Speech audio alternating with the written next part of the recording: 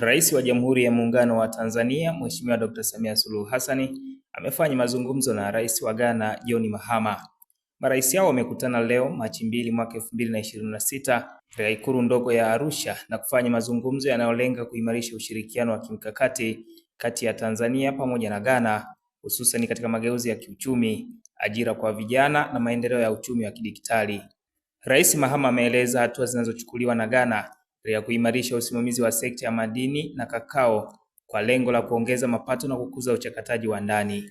Kwa upande wake, Rais Samia amesema Tanzania inaendelea kuharakisha mkakati wa uchumi wa viwanda, ikiwemo kuongeza thamani ya mazao ya kimkakati kama vile pamba na kuimarisha uchakataji wa madini. Ameongeza kuwa Tanzania ina nafasi muhimu ya kujifunza kutoka kwa Ghana katika usimamizi wa rasilimali na sera za uchumi wa ndani.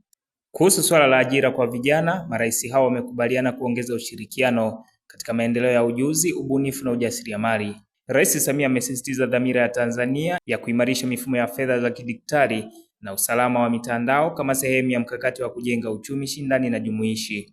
Amesema serikali itaendelea kuwekeza katika miundombinu ya tehama na kukuza ubunifu wa vijana, huku akieleza kuwa uzoefu wa Ghana katika teknolojia ya fedha na ulinzi wa miundombinu ya kimtandao ni eneo muhimu la kujifunza na kushirikiana ili kuongeza ufanisi wa huduma za kifedha nchini. Rais John Mahama yupo nchini kwa ziara ya kikazi ya siku moja, ambapo anatarajiwa kuwa mgeni rasmi katika ufunguzi wa mwaka wa mahakama na maadhimisho ya miaka 20 ya Mahakama ya Afrika ya Haki za Binadamu na Watu yenye makao yake makuu jijini Arusha.